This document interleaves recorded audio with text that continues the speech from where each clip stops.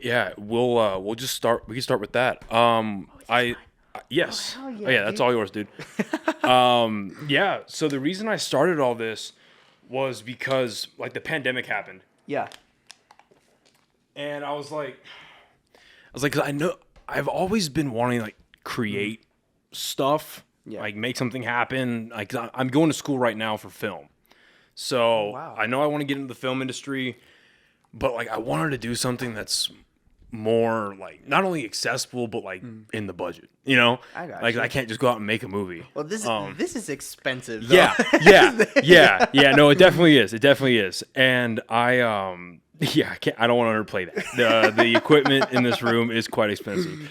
But I was because the pandemic kicked off, and in July I was working at a warehouse for a carpeting company, like a flooring carpeting company.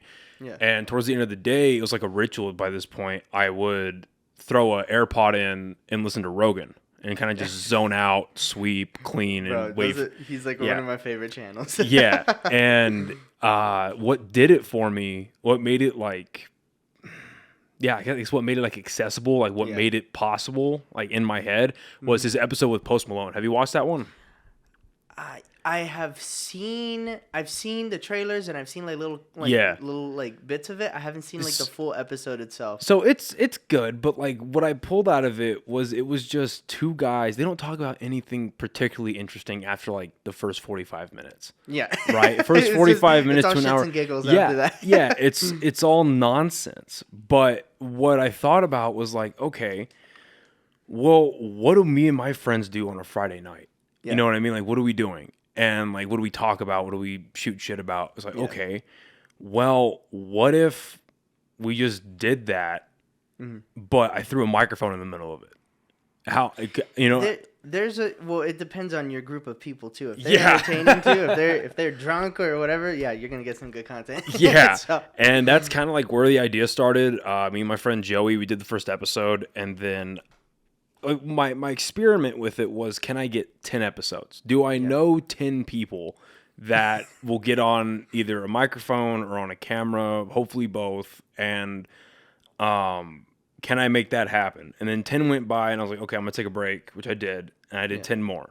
And I took a break. Well, no, I didn't take a break. I was like, okay, now I ran into a problem where I was filming like 3 of these a week. Yeah. But then I wanted to release to the point where I didn't like run out of people. Yeah. And I was like, all right, I'm going to shoot this on like July 1st. But due to scheduling, it won't come out until like August 10th. And I was like, so you're just trying to find your rhythm. Like, yeah. Okay, yeah. Yeah. So now I'm doing this once a week. And it's like, this will come out this upcoming Friday.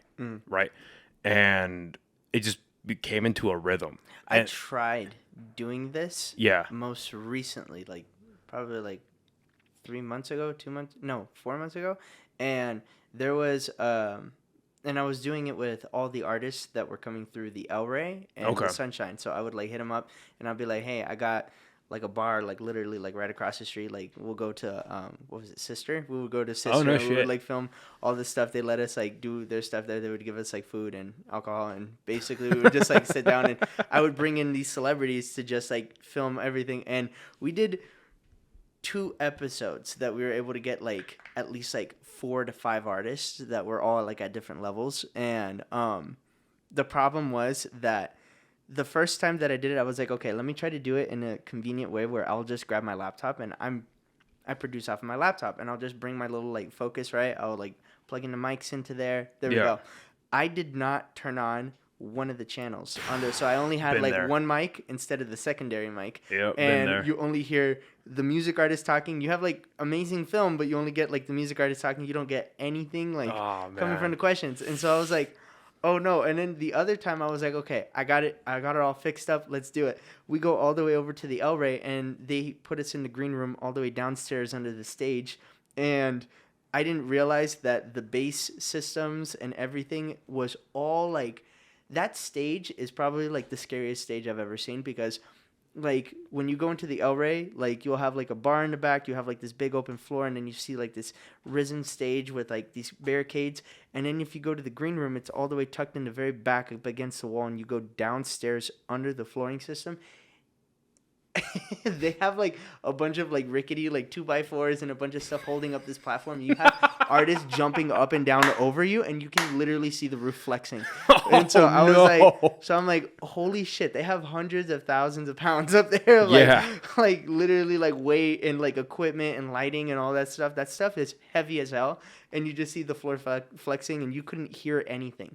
Because you can hear everything that's going on upstairs, so it cancels out everything. Like, I couldn't even, like, talk to you, like, in this distance because it's so loud. And so I was like, yeah, we're not going to do the podcast. So we're not going to do any shows with celebrities. Unless, like, I can take them out into, like, a professional studio and then, like, contract it out with, like, other people, I can't do it. Yeah. And so, because I don't know what I'm doing. Well, there's a public access studio, a couple people that I know. 519. 519, exactly. 519. And I've yet to go there and check it out, but I've heard great things. You need to go over there. Producers Pit is doing their stuff over there. Everybody's doing April's Fools. Yep. Nico and Benito. Yep. Yeah, they have like a bunch of. I've been watching them most of them. They're doing pretty good. Yeah, they're great. They like literally like. I've been trying to push as many people over there because it's free.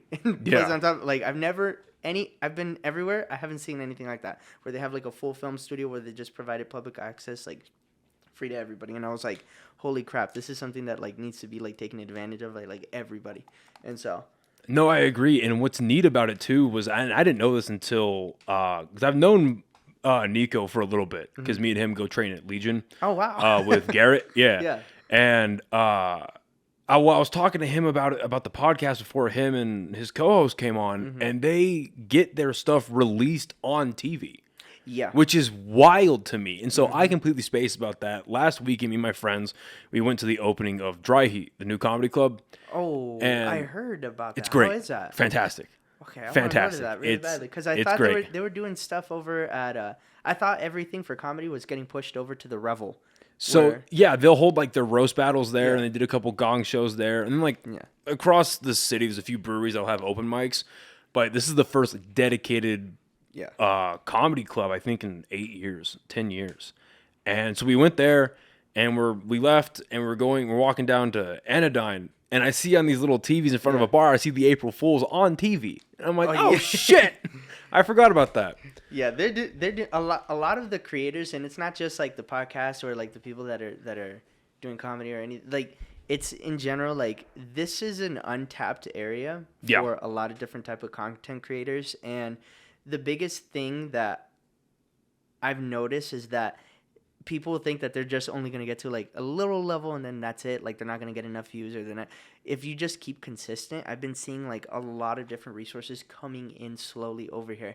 For example, like I've been getting like a lot of my friends. I've been sending the emails that I would get for like casting stuff for TV shows and movies over here. And I'm sending that straight over to like all of my friends that are trying to do like media or trying to get their feet wet into like doing stuff. And holy crap, dude, like Emma Stone was just here.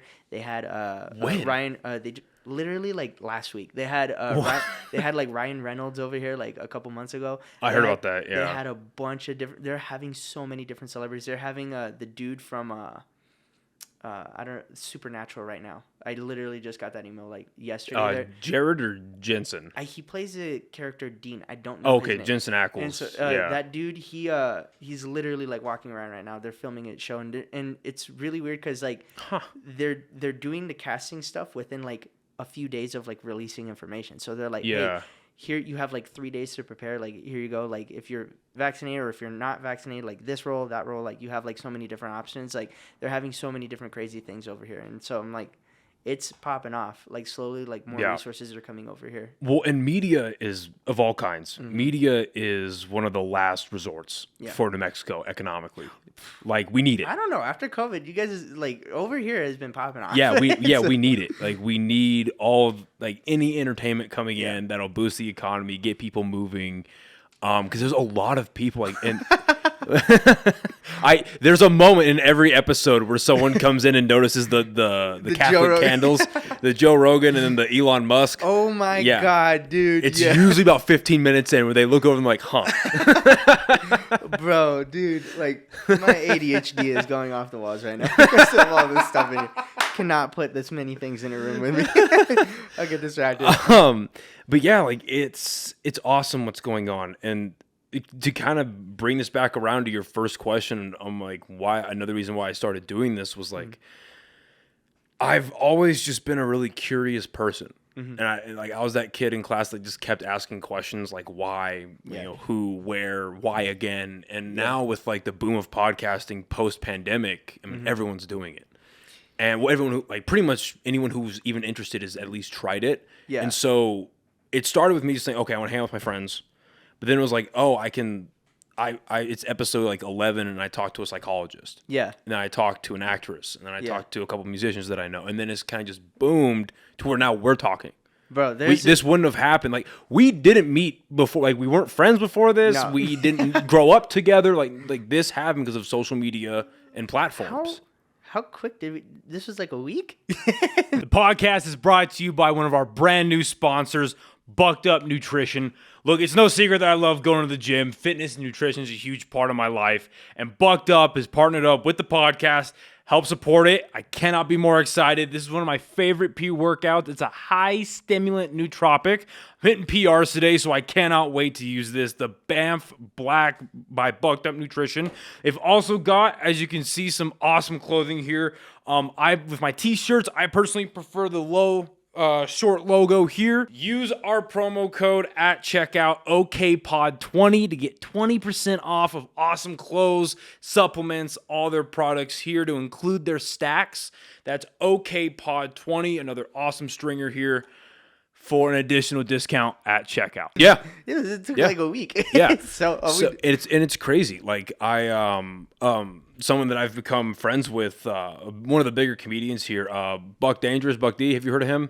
I'm still very new to this. He's hilarious, dude. Yeah. Whenever he pops up here in the city, you got to go watch him. Yeah. He killed it at Dry Heat. I'm so sad because I grew up like mostly like in Angel Fire, but like I have stayed mostly in Rio Rancho. Yeah. And I haven't really explored all of Albuquerque until like COVID hit, and then I moved back into the state, and then I stayed here. And so slowly I've been like realizing I've been missing out on like amazing things. Well, so have I. And I've lived here my whole life.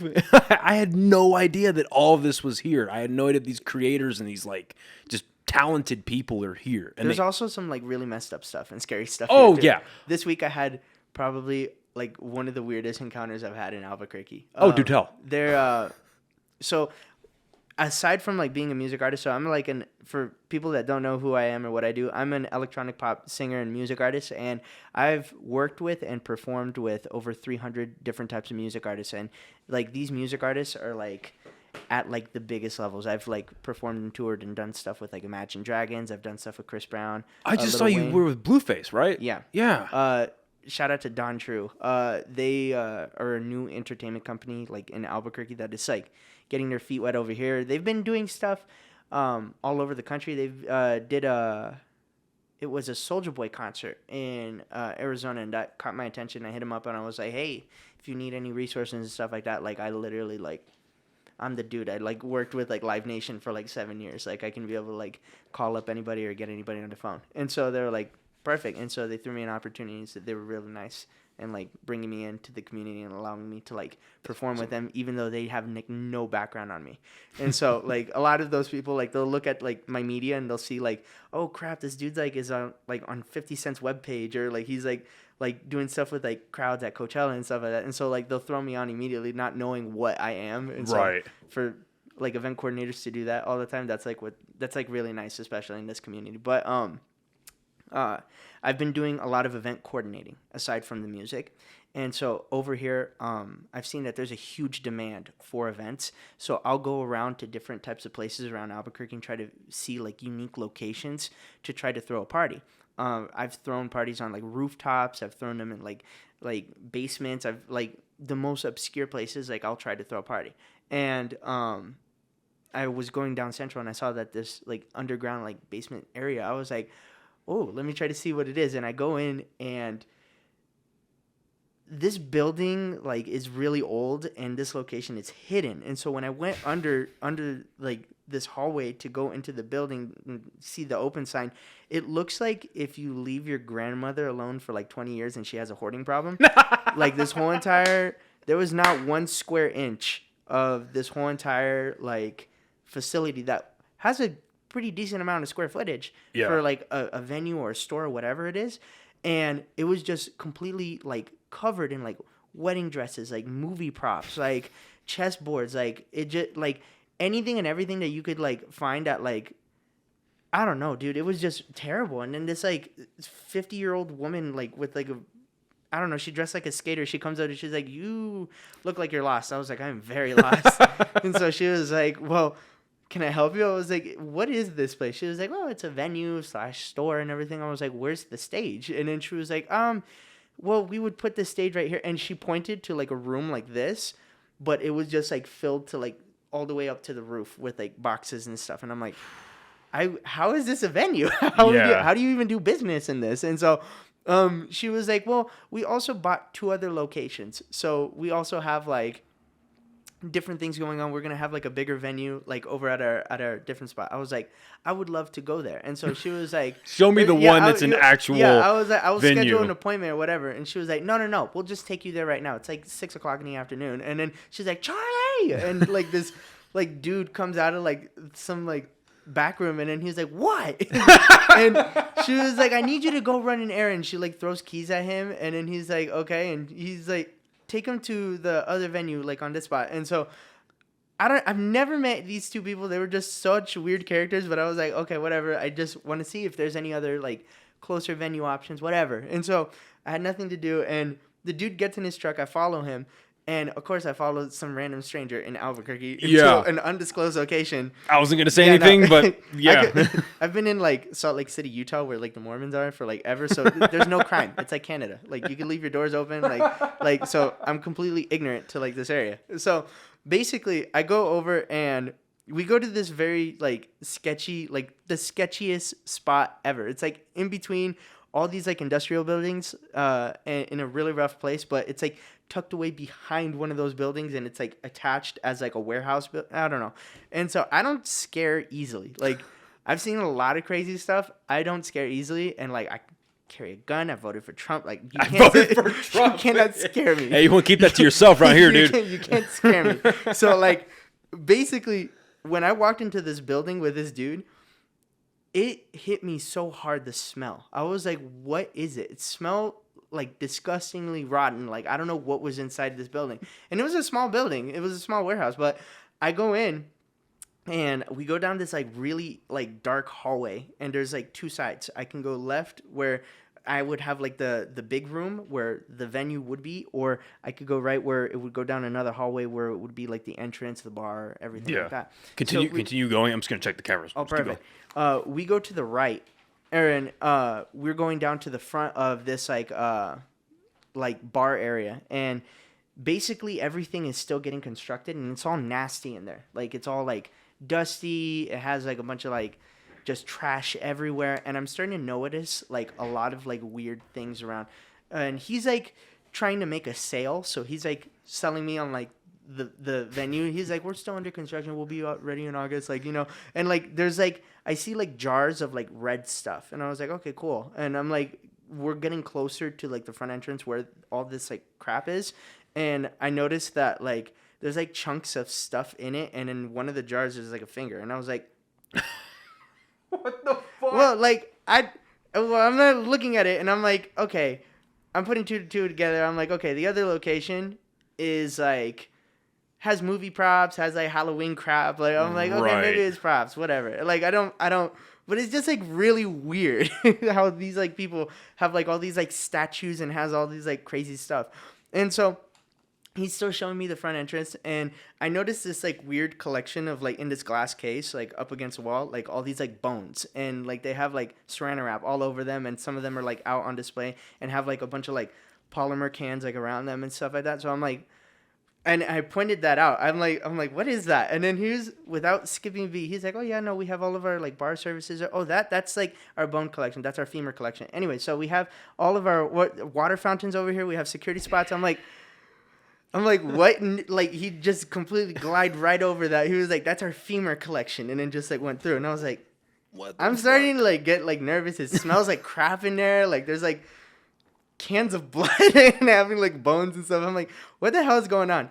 We go all the way to the back room where there's now he's showing me the venue. and there's like no lights in this whole entire building. There's just like a bunch of like construction lights like on the floor. Right, yeah. And extension cords everywhere. So he was like, let me show you the back room. He shows me the big room and he plugs in the construction lights, and on the floor there's just a bunch of construction lights like pointed towards the middle of this room, and up against the side of the room there's like this table with like a black tablecloth that has like white paint like all over it on these lines, and I'm seeing newspapers that are all taped along like the floor where this, and I'm like, I'm getting uncomfortable. Right. And this is like, this room has the strongest smell. Like it has like the strongest. This is like, where they kill the people. Over there is where they store it. I'm like, what's going on, dude? Yeah. I'm like, just like, and the dude is just like really like weird and stuff. I was like, and I'm just like very straightforward. I'm just like, what is this, dude? Like I'm seeing stuff like, what is this? And then he was like, this is just our church stuff. And so anyways, and he's like, the bathrooms are going to be along this wall. I'm like, okay, well, I'm going to head out, dude. Thank you so much. Like, it smells like crap in here. Thank you so much. And then he was like, you want our contact information? I'm like, no, I have your stuff. So The podcast is brought to you today by OrganicPriceBooks.com. I love comic books. That is absolutely no secret to any of my friends, family, or listeners. And right here is just some of the comics that I have either bought or gotten sent to me by the fine folks over at Organic Price Books. As you can tell, they have a wide selection from DC, Independent, Marvel, and they have become the #1 spot for everything omnibus, oversized hardcover, or just general collected editions. No matter what you want, they've got it. Go to their website and at checkout, use our promo code, just my name, Noah, Noah, to get additional discounts on top of what they already offer, which ranges anywhere from 30 to 50% off. OrganicPriceBooks.com, use my promo code, Noah, Noah, and start reading comics today. Oh my God. So how did you come in contact with these people I again? literally was just driving up and down just trying to figure out if there was a venue. And I went down into a basement, and this old lady just threw this. So it's just, oh my word. Yeah, no, there's a lot of weird stuff here in Albuquerque. That's probably like the second weirdest thing over here, and that one just was like, do they really like are they doing weird? Is there satanic like cults here in Albuquerque? That sounded like the reboot for Texas Chainsaw, bro. You know, it sounded weird. God. He was just like nonchalant about it, and I was just like, it's gross in here, and then you have like satanic stuff everywhere. So. And what part of town was this in? This was the first part was over on Central, and the second part is all the way over by Coronado Mall. And so, What the fuck? Yeah, I'm starting to really judge Albuquerque. Yeah, no, it's okay. So I didn't know it got that weird here, but it is strange here. And one thing you bring up, like, there's a need for events. I'm gonna get caffeine real quick. You want to hear this, right? Yeah. I'm addicted to caffeine. See, my favorite is that, and then when you get whiskey, you get they get the one big block of ice, the little clink. That's from God Himself. I wish I drank alcohol, but I can't. Oh, you can't? No, I'm Mormon. So. Oh, okay. Hey, yeah, no. Hey, that's probably better off for you, dude. I drank alcohol once, and I got drunk once for my 21st birthday, and that I ended up taking off all my clothes, singing Whitney Houston on a coffee table. Like all my friends have videos of this, and then I was like, yeah, no, this is not for me. Yeah, dude, you can end up like Rob Lowe. He's almost 60 years old and he looks 30. So it's probably good for you. Yeah, no. But no, so you bring up a very good point with there is a huge need here for events and just like things to happen here. Yep. Because there's nothing. Even there's like I said, there's stand up here and there. There's the occasional concert that'll come through, whether it's at Launchpad or El Rey or down at Isleta. I noticed something really interesting. Yeah. Usually with parties and stuff like that, I like to mark. Okay, so I've been very blessed to be selling out shows most recently and being able to go to several different states and be able to have thousands of people in front of the stage. But over here was really interesting because my first time that I ever performed in Albuquerque, I was headlining for a music festival by the name of Somos. And no shit. I opened up for a music artist by the name of Black Tiger Sex Machine. And that's so weird because they were literally just here. I heard that. A month I was trying to link ago. up with them while they were here, but Yeah. our schedules didn't match up. We were basically that was my first time working with crazy performing with crazy EDM artists. I've worked with artists like Dylan Francis or for Casually just name dropping. I was doing so. my job at Live Nation and was specifically in Salt Lake City and several different states was managing festivals, managing events, dealing with some of the big like commercial like groups that were like coming in and throwing these huge like scale like events for with like 8,000 people in front of the stage, and directing operations for the equipment, directing all of this stuff where people needed to be, making sure that the event was fluid and that there was enough people on hand to be able to help out, to be able to manage all that. So I was one of those people that would get contracted out for several different events managing those things, and it didn't matter what talent was coming in. I would have like Dolly Parton all the way to like Lil Wayne.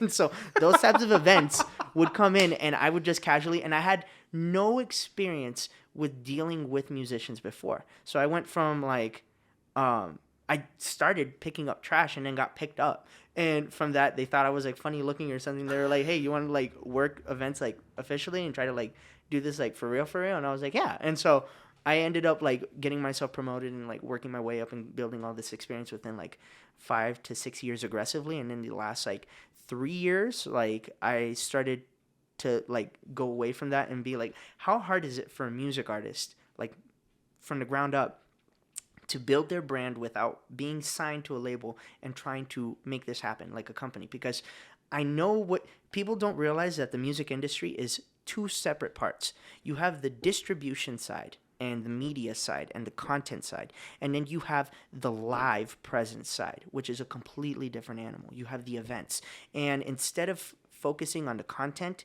and focusing on being a product, I focused on how to get 1,000 people in a room, and I learned how to do that no matter where you are in the country. And so a lot of music artists, they don't realize that when you're stepping into the realm of being a music artist, you're not just a music artist. You're not making music. You are a business owner. You are a marketer. You are a communications. You are dealing with a lot of stuff with media and branding and all that. You have to deal with sending out professional proposals and stuff like that. I learned how to put together emails and how to kind of like word certain things and have like business lingo in order to be able to like call up like groups of people like AT&T and bring in $1.8 million for like festivals that were needing that type of like sponsorship or endorsements or needing those types of packages. And so I learned all of that.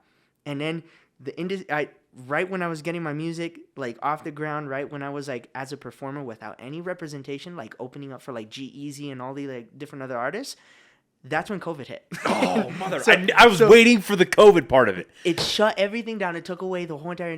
right when I was at like about to like blow up and right there to get recognized for everything, like festivals were like contracting me and everything, that's when it all shut down. And that's when I was like, God damn it. I didn't know what to do, because I was like, I was having the highest point in my career at that time, or at least what I thought was going to be the biggest opportunities, and all of that was taken away, and I was like distraught and completely depressed. And I was like, I don't know how serious this is. I don't know like what is happening with COVID. I don't know what's happening with the industry, because everything, I've never seen everywhere in the world, like everything stopped, but I've never seen an industry just completely just like kill off everybody. Like it killed off, like unless you are like one of the, like the Taylor Swifts, the Justin Biebers, like up there, everybody got killed off. And immediately these artists that basically like have been making money off of just doing events. I was making good for getting 1,000 people for a party, not for my brand. Nobody knew me. Still today, nobody knows me. But throwing an event and a party, people will recognize certain brands or certain things that I did in certain different areas, from Idaho, Arizona, Nevada, Texas, Colorado, like all these like different states. They'll see these events where you can get 1,000 people in a room, charge a cheap like $10 at the door, and flip like $10,000 within the evening. And so I was basically living off of that, trying to invest that into equipment and venues, and just try to throw like last minute parties here and there and everywhere. And I came here and I got booked out. One of my first shows, not only Somos, but the second show was at the university called Red Rally. Yeah. And the fraternities and the sports groups there like all liked me, and they liked like my media and my stuff. They were like, is he famous? Like, what is he? And so they were like, they hired me immediately and just put me on the lineup. And I was in Colorado when I get a phone call where they were like, hey, we're going to need you like here at like 7:00. You need to get on stage. Like everything's ready. All your staging and everything. Colorado. And I get the phone call at like 12. So I'm like, crap. And I'm at my job over there. Like, I was working, like, construction during that time with my family business. And so I was like, nothing to do. I might as well just, like, try this. And so basically, I ran all the way from Colorado down here, and I did the show immediately. I grabbed my girl, and we just set up a stage, or we set up our equipment on stage. Like, they're doing announcements. And there was 4,000 students in front of the stage. Wow. And I'm like, why are there so many people here? Like, I was told there was going to be, like, maybe, like, 200 to 500 people. Like, 200 to 500 people is still a good amount. That's, like, all of, like, I don't know, like, Launchpad or, like, Cake or whatever these nightclubs are over here. Like, basically, I was getting it just rocked me because I was, like, I didn't expect that many people. I was like, why is there so many people still in, like, what everybody is screaming out, this is a pandemic, nobody's supposed to be going out, like, you wear your mask, get vaccinated 18 times, like, it's just basically, why is there 4,000 people? And all of them were, like, college students, all of them were ready to have fun and whatever, and I just came out, and I already had, like a modest, like, music set. I was just DJing. I wasn't even performing my own music. I was like, okay, I was just going to play, like, moderate music, but now that I have 4,000 people, I'm just going to go absolutely ballistic. The whole entire time, I didn't even, I'm not like a regular DJ, or when I do, like, DJ sets, I have two performance sets. Either I'm doing my own music and singing and I have full band and go crazy and I have flame cannons shooting up like 10 feet up in the air, or I have, like, a DJ set where I'll get hired for just, like, mixing remixes of, like, everybody that knows and just, like, doing electronic type of, like, stuff and making sure that the crowd goes crazy. That one, I decided to go crazy. 4,000 people jumping. It was, like, one of the craziest experiences. And I was like, this is where I need to focus all my efforts. I need to stop going to Utah or Idaho or Arizona or all these different places and try to get myself on these lineups with famous people. I've already done that. Let me try to see if I can be able to build something down here. Slowly, I was doing events. I was like, immediately after that, I was like, okay, let me try to take my resources. Let me try to see if I can be able to do a party immediately after that and try to get, like, 4,000 people, because I wanted to see if that's a crazy amount to show up for somebody that nobody knows, especially for a party. So I was like, let me try to see if there's that much of a demand here. So I immediately threw a party in Halloween. 20 people showed up. I was like, what did I do wrong? What is going on over here? I invested into a venue. I did, like, $1,000 of marketing. We were on radio. We were, like, doing everything with this. Only 20 people showed up. What did I do? And as one of those people that managed events, one of the systems that they teach you first is that you have to look at the numbers. You have to look at the area. You have to look at the analytics and judge what's going on. And then you can always, like, every step that you take, you can be able to write down and put a number. Whether it's like, okay, I put $100 into making a flyer, and I handed out that flyer to this many people. How many people came because of that flyer? And you can gauge different things by putting stuff on the flyer saying, hey, if you bring this flyer, you'll get a discount or you'll get in free or whatever. Like, you can be able to gauge what you do based off of those things that you put out. And after I got all of my numbers off of all of the steps that I've done, started tweaking certain things. Immediately, the second party that we did, we saw completely drastic change. We saw, like, 300 to 500 people completely, like, sell out the venue. It was a shout out to Power Plant. They're a new venue that has been, I forgot what street it is, but they're called Power Plant. And it's like a small little, like, bougie, like, coffee shop that's, like, completely, like, white with, like, plants hanging down from, like, the roofs and stuff. But they also have, like, a background, like, oh wow, they have like a whole entire venue in the back that is, like, almost built like a warehouse. And I went back there and we threw a college party, and immediately we completely sold that out completely with changing out all the analytics. I'll send you the video if you want to put this up on the video. But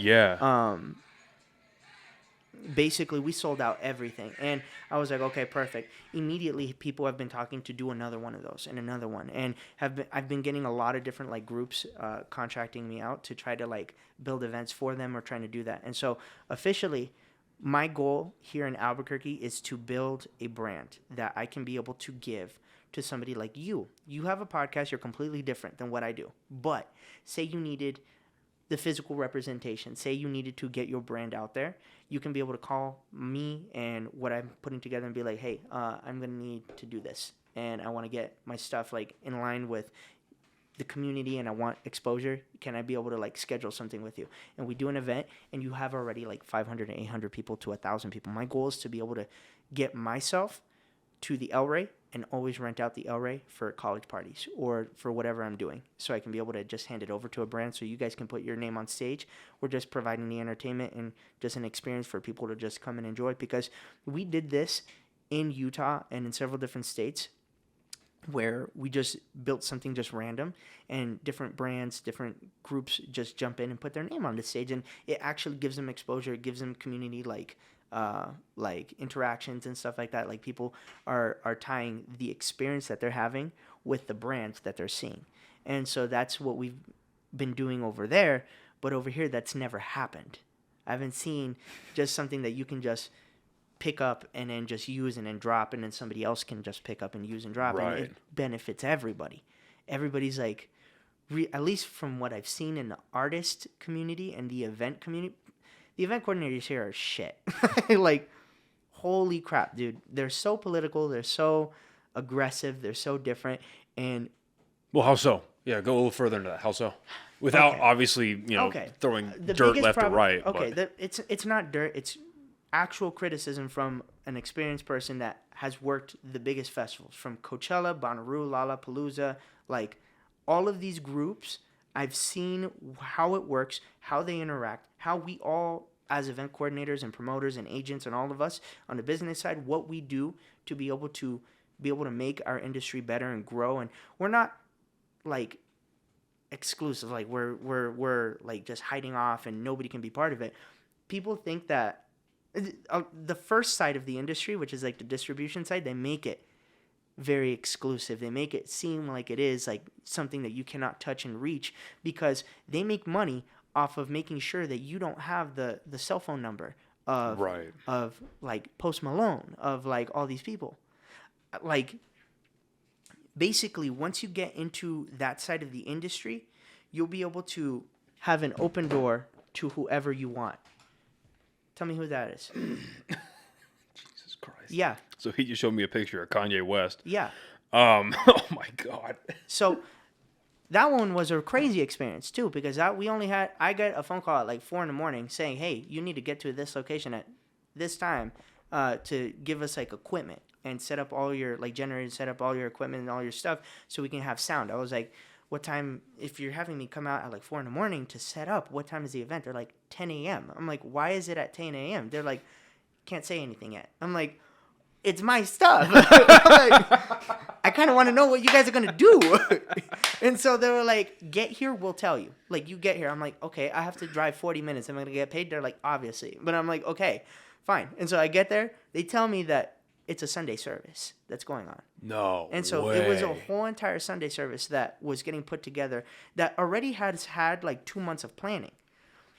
It already was 2 months of planning. And where was this? This was in Salt Lake City, Utah during April, when they were, Mormons are known during the beginning of April and the beginning of October doing something called General Conference, where basically we have a prophet and 12 apostles. And so we basically all together, like, we try to either tune in on TV or the radio to listen to what he has to say, or we all gather and see it live. And so basically, Kanye decided to pull up during one of those and do it right across the street from, I don't know. The hell? Nice individual, crazy. Yeah. Very crazy. And Yeah. so, like, he just did that during one of the biggest gatherings of any religious group. Like, Right. It's like literally when the Pope talks and when our prophet talks, and then when like the Dalai Lama has a meeting. And so like usually those are like the biggest like religious like gatherings. Like, he decided to just pull up and just be like, I'm gonna also preach the gospel. And just like that's just what happened. And he started talking about politics too, and he was giving out like Trump hats. No way. What? That's wild. I love him. He's so funny and random. But basically, yeah, my goal is to take my experience that I've had and build something here, because the event coordinators are not doing their job here. They don't have the experience of understanding that it's not about money and it's not about your status. Selling influence is what we do in our industry professionally, because influence is power. And power is a very, very like strong thing to sell to people, and sometimes it's very corruptive. So a lot of these people get it in their head that, oh yeah, I had like thousands of people in front of my stage, like I'm the best damn thing, like I put this together and was able to like create all this stuff and all this money and all that. And that mentality completely ruins everything that they're doing. And slowly those people that are like very arrogant and like that, you'll see them decline the fastest, because they decide that they're going to change their systems to make it very like just exclusive, all that. And in reality, your demographic is whoever wants to come see you. Whoever wants to pay for the product, that's your demographic that you're going to need to go. And in this industry, it could be, it's not defined. You can have anybody and everybody. I have like people in their like 40s and 50s showing up because they just want to like go have fun and forget about what their work week. Like, and so like, that's what the event coordinators here are, just like very competitive. And it gets to a point where because of their competitiveness, like they're all ruining what's going on. They're all very like egotistical. They're all having like a lot of like different issues, and it's not one, it's all of them. And the people that are going to be on top always are the people that are always like, hi, how's it going? What's your name? Here, come with me. Do you need any help? Do you like, can you help me with certain things? Like, and everything like that, that type of culture is what everybody else is doing. And over here, it's not happening. And I'm seeing that also with the artist community too, where they're all having like this pissing contest of like, my song is better. But also, this is like the worst like community too. All of the music artists here, not all of them, but like a majority of them, we're in a rough area. This is like the Breaking Bad. Like we're painted as like the most ghetto people ever, the most ignorant people ever, the stupidest communities to be able to do any, like we do the stupidest things here, and we have so much stuff that is just atrocious. And plus, we're right next to probably one of the worst areas to be next to, which is like Mexico. So we have a lot of different types of crimes. We have a lot of trafficking of different, these are just facts. Yeah. And because of that, I don't know what it is about this area, this culture, that is just like, okay, well, all right, we already have a lot of bad stuff. There's nothing that we could do about it. Just move on with it. And they participate in that type of stuff. And a lot of like the rappers, a lot of like the kid rappers, all like rapping about guns, drugs, sex, everything. I'm like, you have not even, you're in middle school. Like you don't know what a 9mm is. Like never really held one. Like, so it's like, I don't know. It's just, this culture is like really weird. And so the artists over here, I come over here and I'm just like fresh off the block. I'm just like really nice. I have all of my equipment. I own all my own lighting, all my own sound, stage effects, everything. And I've called up all of the music artists that I think that are doing something with their brand and actually like are inclusive. And I'm like, all of my equipment, I'll give you a deal. You put together a show that is actually going, and you market and you put money in yourself, all of my stuff is free. You get to use it completely for free. Like, all of it. You want stage, like, flames that go 10 feet up in the air? I got you. You want staging? You want a venue, like, put together for you and, like, organized for you? I got you. Like, there's event coordinators that I've, like, called and, like, have, like, built relationships with, and I'm seeing what they're doing. And then if I see that they're going to be beneficial in the future for a lot more people, not just myself, but everybody else, I'm going to be like, hey, I can have one of these event coordinators vouch for me, because I went to UNM. I was like, hey, let me put some proposals together. I have experience with all these different companies and stuff. This is what I have to offer. If you do me a favor, I'll do you this, this, and this. They've given me their venues for free. Like, they have like 3,500 people that can fit in one of their basketball arenas. They've given that to me completely for free. And I'm probably one of the very few people that can walk into like a lot of different venues and be able to negotiate and be able to like do a bunch of stuff and bring them a lot more resources and to be able to trade that for our community. And it's just really weird how it's just, there's not enough people, A, doing enough, and B, they're all just not knowing where to go or what to do. And I feel like if I try to speak up and be like, here, let me try to like guide you, or let me show you, they're going to look at me and be like, hell is this small little Hispanic trying to like drag me around, trying to tell me what to do? Like, I'm like, no, I'm trying to like give out like really good advice, and they don't know. And I'm just that type of person where I'm just like really, really like nice and try to help out all the time. And it's just, I don't understand boundaries. well, your mindset is very much in the like of, and I've seen it. Really, my only exposure to stuff like this is listening to other people talk about it, like through podcasts. Yeah. And the best way I've heard it put is where it's successful, where this culture, where this community is successful, you need to act like it's a feast, not a famine. Oh yeah. Like where everyone isn't, what you're describing, where they're going out and they're taking for themselves, holding back from everybody else. But no, in reality, if you act like it's a feast, because there is more than enough. There is talent here. There are venues here. There is a. I was talking about it with Buck. There's a huge. What is your last show that you've been to here in Albuquerque? My last show? Yeah. Oh, dude, I don't go out much. I'll be honest. So I went to the new comedy club last weekend. How many people showed up to that? Oh, it was sold out. It's a super How small venue. I think it was like maybe like the seating there only. It's a little hole in the wall. Did they bring an outside source type of like to sell it out or? No, it was all homegrown. Really? Yeah, it was all homegrown. I want to say the crowd itself was maybe 50 people, and then plus like the 5 comedians that were on, and the 2 owners that are there who are themselves comedians. This was all community based. Yeah, 100%. I wish that could be translated a little bit more into the younger groups. I agree. The younger demographics, because what you guys saw and what you guys were able to experience, that doesn't happen enough, and it drives me crazy. Yeah, I totally agree. And there's a void here that needs to get filled somehow. And I love the mindset that you have, and I love what you're doing. I think that's great. Like I said, with your mindset being the way it is, where everything is like a feast, like how long did it take you? Because you're obviously a numbers guy too. Mm-hmm. So like, how long did it take for you in being in this industry to get to the point where it's like, this is what it needs to be? The road to start took me forever, because there is not going to be somebody there. There's not going to be a course. There's not going to be somebody that you can pay to show you. There's not. It's literally trial by fire.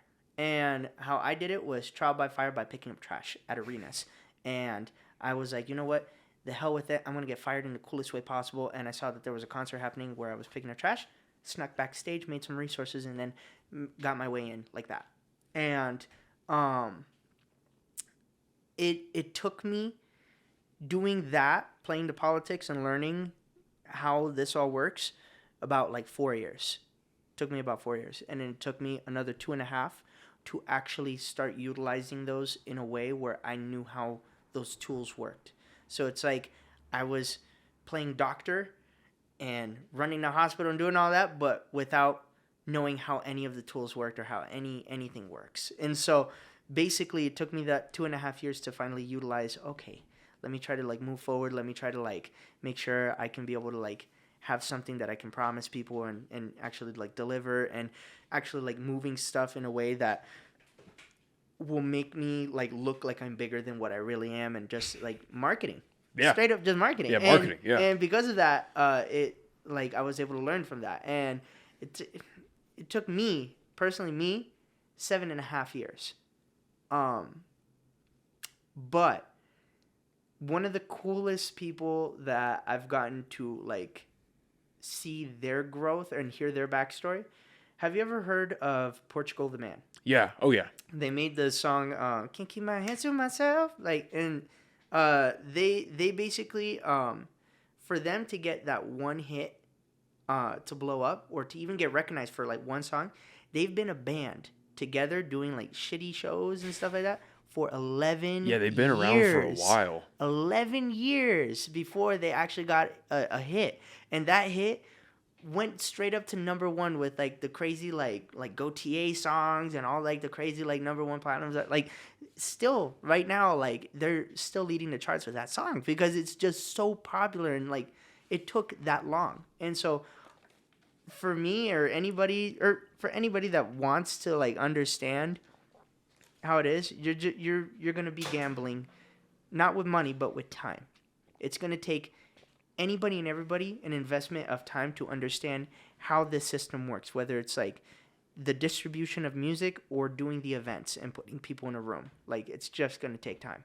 And so. Well, time is, and that's something I think I've definitely had to learn myself, and a lot of people just haven't caught on to. Just like time is so much more valuable than money.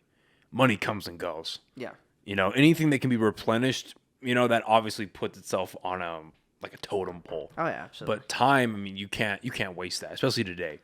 Yeah, and it's, I know it's so for the biggest amount of time, like a lot of I was hearing like the stupid cliche crap that every other music, it's like, yo, just keep going and it just like keep doing it every day and everything, you'll get there. And I'm like, what the hell does that mean? But straight up, like the consistency, oh my goodness. One of the biggest things that people always thought that I was like annoying about was my persistence. I would follow up. I would call. I would send multiple texts. I would make sure every day I would leave a voicemail, or I would do something, send emails, try to figure out where these people are, try to like shake hands with them in like a not so weird way, but like try to like make sure that like they are seeing me every day, so I can be able to have like an opportunity or communication, or seeing what doors I can open with those certain brands and people. The consistency and the persistence is what I've noticed was one of my big successes too, with like making a lot of stuff like move. And so that's another thing that a lot of people don't understand. Well, that's something people need to hear, is that because obviously with consistency, you're doing something over and over and over again, and that's hard work. Mm-hmm. People need to hear that. Mm-hmm. And there's obviously everyone's seen the 30-second, the 60-second little motivational, it's all about the work, put in the work. Yeah. But I know there's as cringy or as like cliche some of that is, there's a lot of truth to that.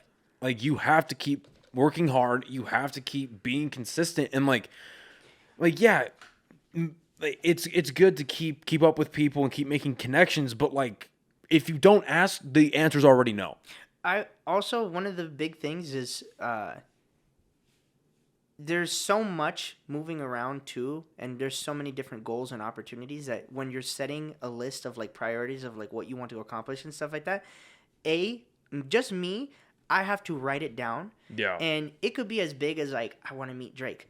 But like if you write it down and you are able to like make little plans that are like small little successes that can like build up to getting to those certain points. Like for example, I never thought I was going to work with Kanye or work with anybody like at that level or be in this industry. Never. I didn't even know I could sing until I was like 18 years old. Oh yeah, this motherfucker can sing, by the way. He doesn't just do event coordinating and producing this motherfucker can sing. Yeah. You are talented, man. Yes, I know. I prostitute myself out for my voice. So but basically the legit, like just setting the goals too of like what you want to accomplish, and then figuring out like different like strategies of how to get there. It's like from it's not like point A to point B. It's like point A to like H, and then okay, I did B didn't work out. Okay, C, D, E. Okay, I'm get like all of these are working. Okay, F failed. Okay, how do I get like over here? So, because one of the biggest things too that nobody told me, there's an event coordinator that runs a music festival, that's like verified, and like it's a really big deal. Like he's gotten like some of the biggest names on that lineup, and he told me over the phone that basically you have to be ready to just make sure that this is not going to be a shit show. It's probably going to be a shit show, but it's not going to be a show. You have to be prepared to take $50,000 of your own money, put it in a trash bag, and watch it burn. He's like, it's going to suck. Yeah. He's like, but because it sucks, now you need to learn and understand why it sucked. Take those numbers, take the things that you've seen that were the problem or certain issues, try to tweak them, and then do it again. And then do it again and again and again.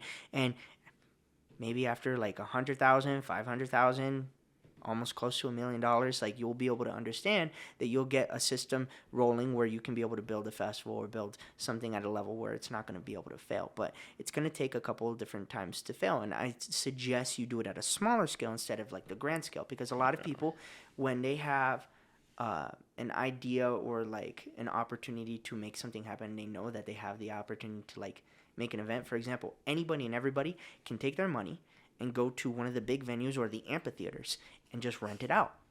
Now, are you going to sell tickets if you just rent it out?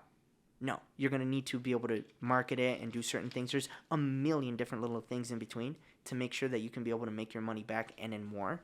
But, oh my goodness, like, a lot of people just don't realize that failure too is such a big tool.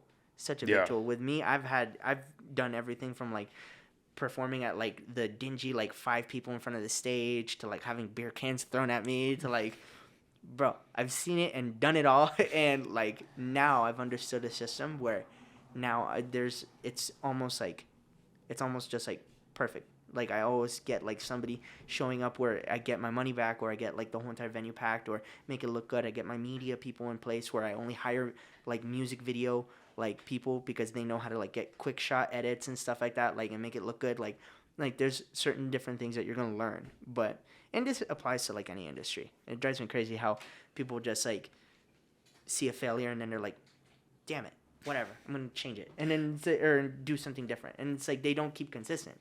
Because, for example, David Goggins, you know who that is? Oh yeah, That is my goal. That is my goal, to be the David Goggins. To be the hardest motherfucker alive in my industry. Yeah. In my industry, if I can do that in just not be like an asshole or like a Chef Gordon Ramsay where he's like, oh, you're an idiot sandwich. Like no, like I don't want to be like that, but like I want to be like known as somebody that has like such a good reputation of just like being probably one of the most like crazy, persistent, like motivated, like nothing is going to phase this person. This person has like good systems. He's been building not only himself but other people forever. He's like very like understanding of like how it works and stuff like that. He can be a dependable source for like information and all that. Like that's what I want to become. Has this mindset, this drive, these personality traits, has this always been a part of you, or is it something you've had to like nurture? It's grow?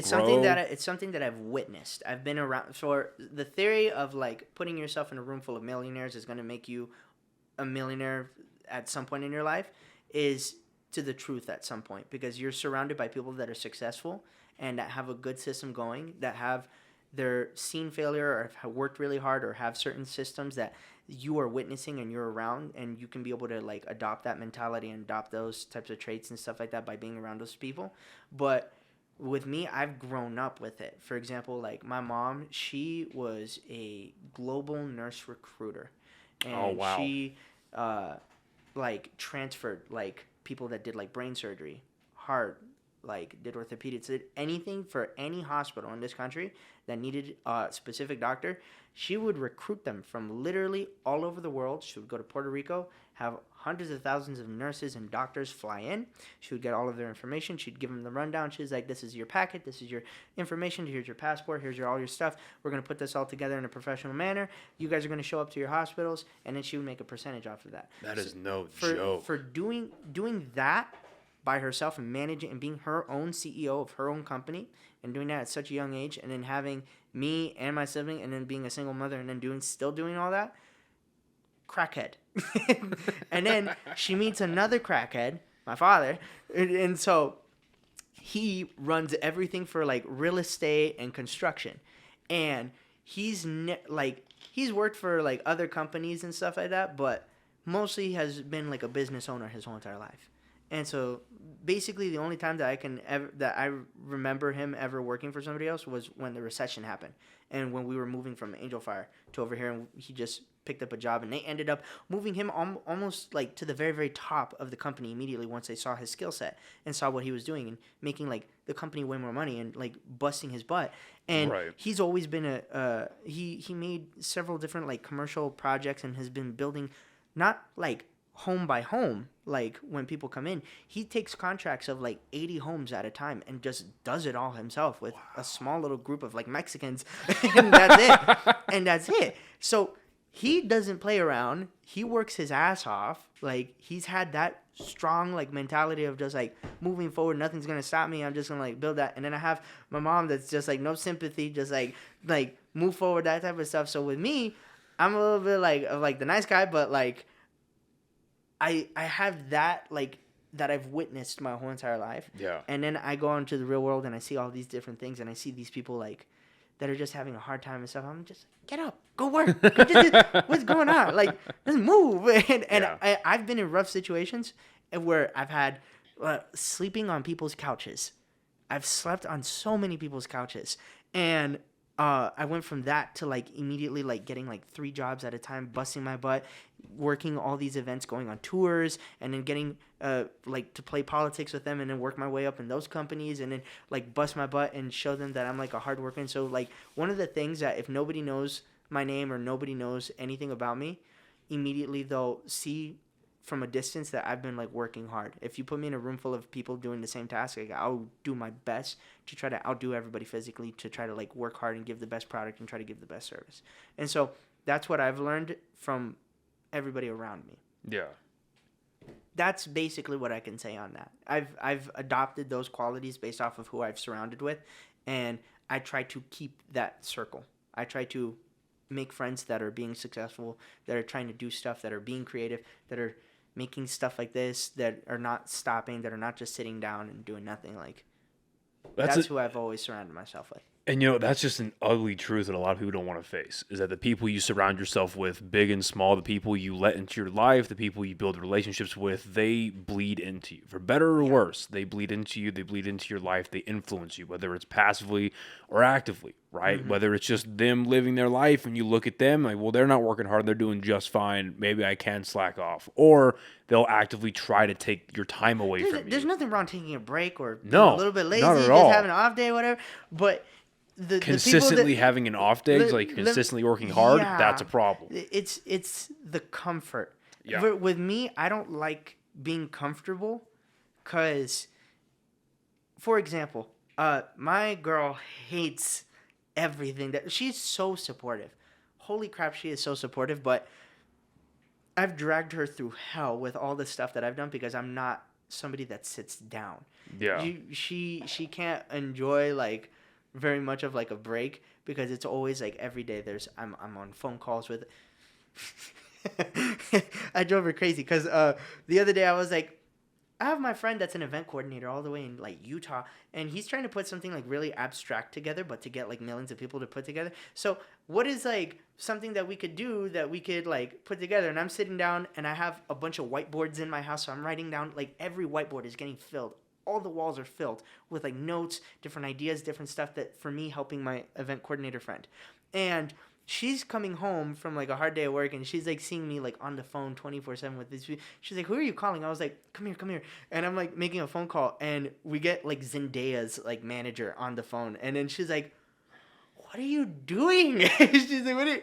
And I'm like trying to like figure out if I can have like this person like host our party or this other celebrity do like a special appearance or like do like certain things like, and that's basically what she has to put up with. And I like pushing myself to those points where I try to like do the most craziest things that nobody has ever heard of or has ever seen, because creating those experiences is going to that's my favorite thing on earth. It's not the events, the music, the reason why I do my thing, why you do your thing, you explain. But why I do my thing is to see the reaction and to be able to, like, that's my adrenaline. It's not jumping up on stage in front of thousands of people.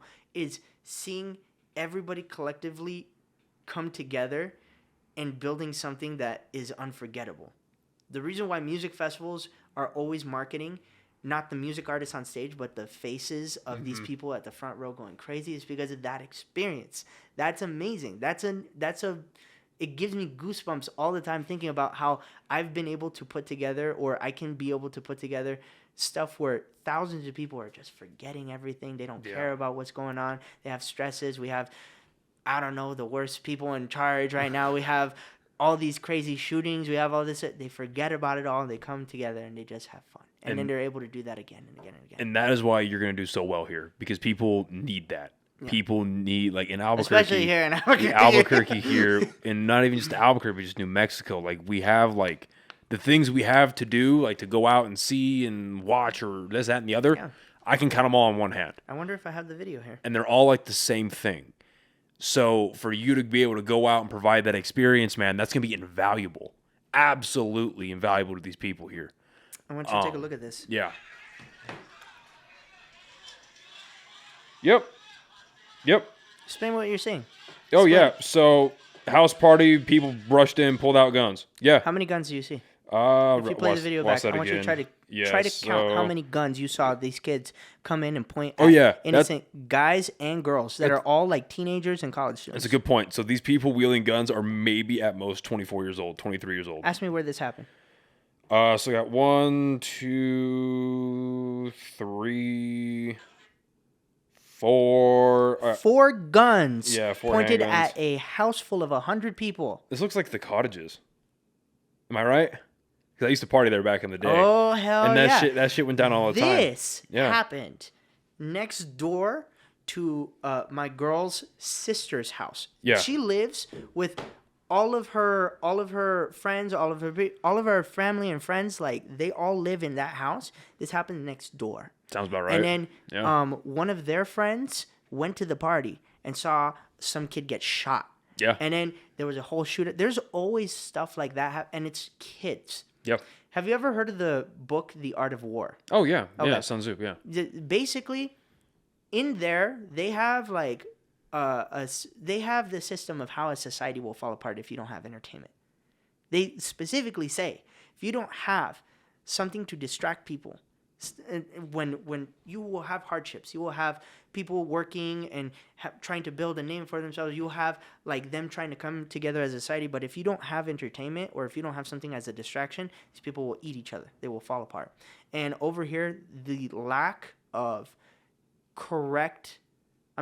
the lack of just experiences for people to go out and go do stuff is leaving this whole entire area very bitter. Instead of them focusing on like, hey, yo, let's go to this thing, or let's like work to save up for this music festival that's happening over here, and then after that weekend we have this show over here, and then this tour, and then this party, and then this whole entire thing, and then this bar crawl, and then all of that you can find within Colorado, within Vegas, within like all these different places. That's why people are escaping out. They're leaving. Everyone's they spend leaving. way more money leaving here Yeah. than actually trying to experience it here. And there's no experiences here. We'll get that like maybe like once or twice a month. Viva ABQ has been doing their best with building events here with the EDM scene, which they found their market. They have the EDM scene here, and then they have like their not just one. They have like 2 festivals, I think. They have they have collaborations, I think, with Parade of Bass. They have they do collaborations with like all these like festivals, like Somos. I know they put artists on the lineup for, but it's just like I'm very grateful that those people exist here. The problem is that it's just like that's just one market. That's a specific market. That's the EDM market. And then on top of it, there's not stuff that's targeting the college demographic over here at where they're at. There's like 22,000 to 25,000 students per semester.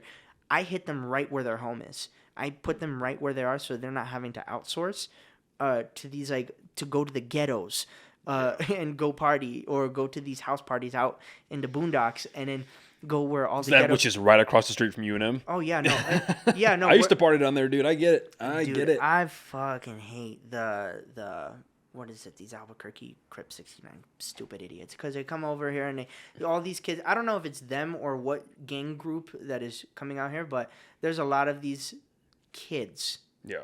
That say that they're part of these gang affiliations, and they ruin everything. They ruin everything. They come out of nowhere and they just legit, like, they have something to prove, they have something to do, and you have literally a house, like, full of, like, white girls, just, like, partying, just, like, listening to Taylor Swift, and you have these kids busting down the door, just shooting at everybody and anything. Yep. Because they want to prove something, want to, like, be part of something that they don't understand. See, and I was just having this conversation because a couple nights ago, me and my girlfriend went out, because we hardly get to go out just because of time and we're busy and this, that, and the other. We went out and we were having this conversation. We've had it before, but like it's like reiterating, you know, as much as I would love to go out, like go to a bar and shoot pool or go see a show, like big or small, right? One thing that concerns me, and I know I'm not the only one here, is that going out, the only real places you can go out to is downtown. And there is so much violence and there is so much crime and there are guns everywhere. I'm a two-way advocate. Do you carry a gun? Oh, yeah. Oh, yeah. I was a local artist here. We grew up together. We had this conversation on the pod a couple weeks ago. I was like, dude, if you walk outside and you're not armed, that's a very silly decision. Yeah, to put it lightly. It is ridiculous. It's insane. Absolutely ridiculous. I had I have a lot of friends that are family friends, and we have like other friends that are either doing DEA or doing FBI or doing some of the police forces units out here, and I have a lot of them that are doing it, and it's so funny because they're like, you need to like be carrying like nothing that's like less than a 9. Over here, it's so you have to be out here all the time, like carrying a gun. You make sure your girl has a gun. You make sure that like you are always strapped up because it's like getting worse. They're showing me like videos and photos of just stuff that is just like that they have to come across all the time, and I'm just like, and it's not just at night.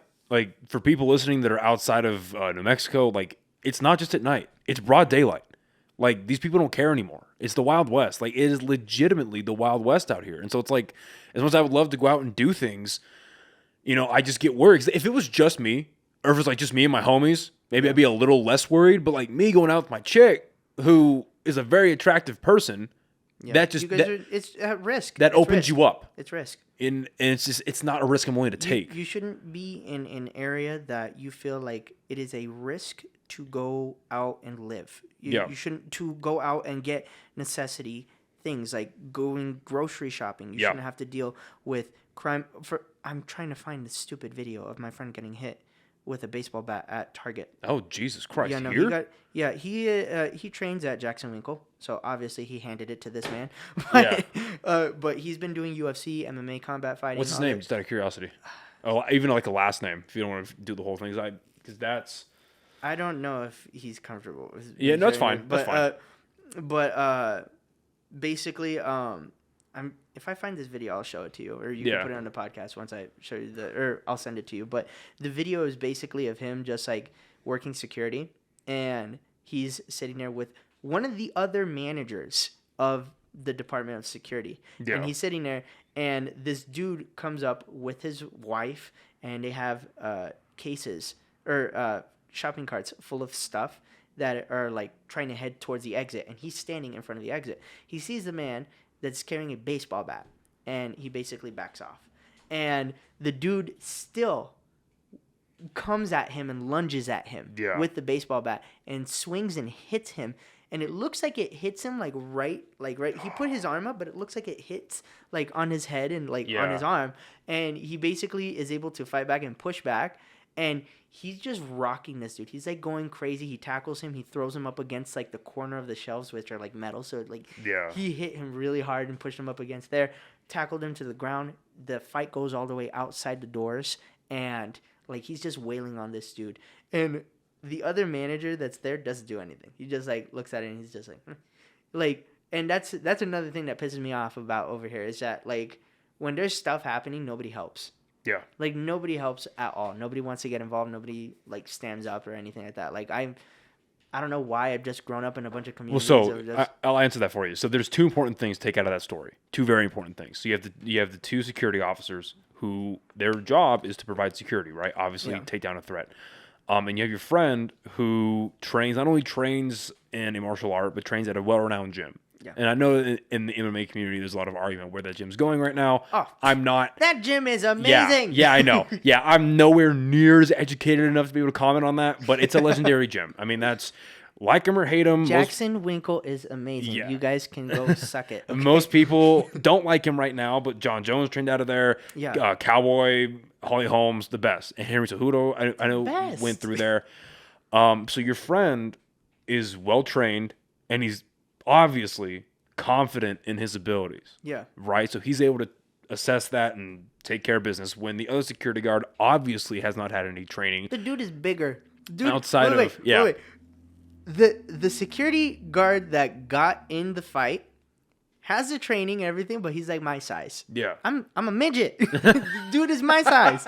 And the other security officer, he's like 6 foot something and is also like hitting the gym every day, was like bragging that he goes like bodybuilds and everything. Like, dude, like there was such a huge weight difference. The dude is way more intimidating and everything.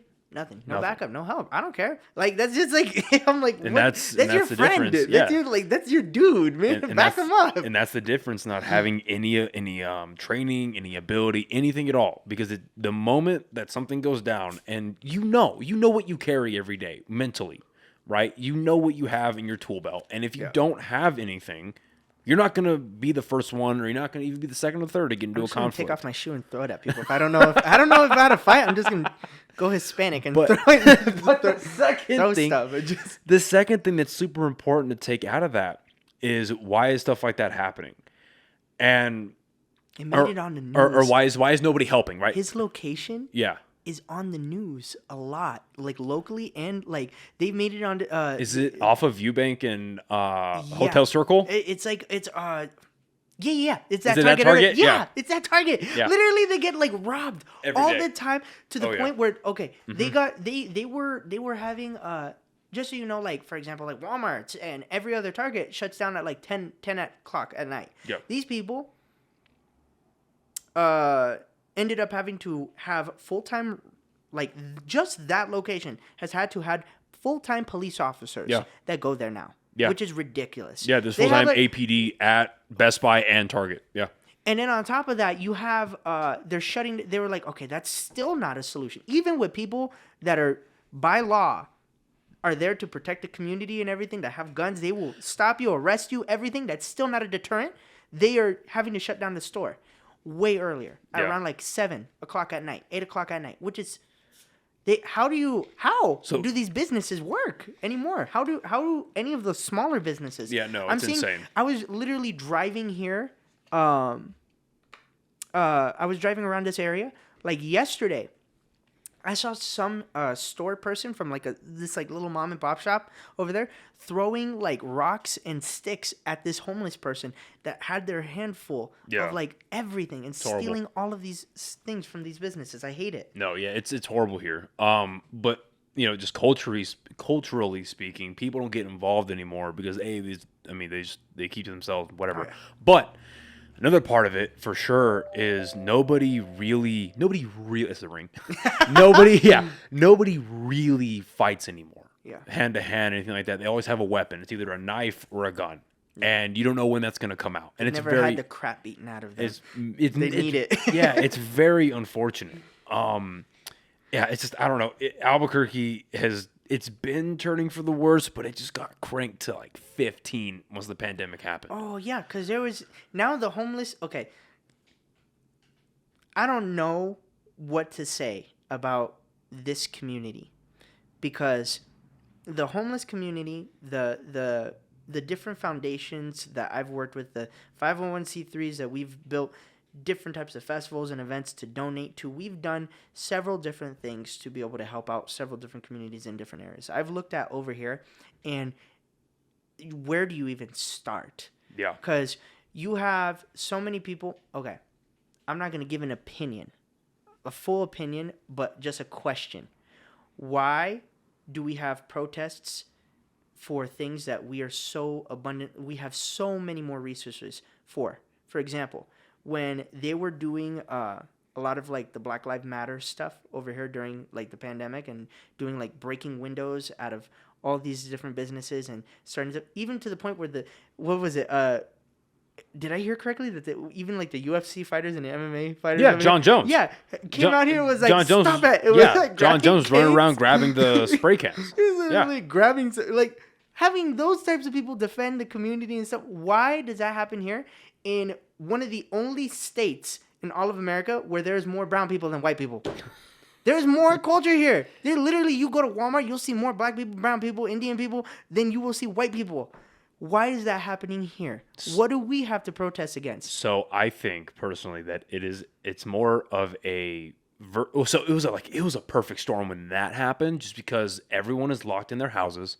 They're watching the fear porn on CNN and Fox and MSNBC. They're watching the infection counts go up, and then it's like you're cranking up a spring, right? It's tighter and tighter and tighter, and then the George Floyd thing happened, and everything explodes. Oh, everything explodes. I talked to all my, because it's so funny because I have all my Hispanic and my black friends, all that are like half and half. Half of them are all like I call them the crazies, and then the other half are all like the logic ones, where we all are like, they do like police stuff. They see what's going on in they see what's going on in the systems that are getting blamed. Yeah. And they're like, okay, these are our solutions. And the problem is we don't have that issues here in this community with our stuff that we're part of. And I'm like, well, if you look at Black Lives Matter, right? If you look at that movement, if you look at it in its origin from like 2014, 15, and 16, that organization is so different from the organization of like 2020, 21, and now. It's so very different. It is stupid. It is it's because of the media. They take it and they twist it. And they turned it into something completely different. And then now the people who are running Black Lives Matter, they've turned it into a thing where it's like one person. I thought it was like 2 or 3 people. It's a female. And I know it's a female. It's a female. But she's got cohorts. Let me ask you a question. How much do you think they raised during that whole entire fiasco? Oh, it's billions. Like, specifically, how much do you think that she donated to the community? Not a lot. It's a very small percentage. Not a lot? Nothing. Or was it? Nothing. I had heard rumors about nothing. Nothing. Nothing. She built mansions. She bought a bunch of different facilities. She did a bunch of stuff. There is literally receipts of her allocating that money to her like friends and her family members to like get out of jail and like to do it. But it is stupid. Yeah. That you have these people that are making the loudest amount of noise, and we just blindly go to wherever the person is the loudest, and we just look at what's going on over there, and then we're like, yeah, that's the biggest problem, whatever. Like, right. And the thing is just, I lost the video, but there was a protest against the Proud Boys here at Civic Plaza.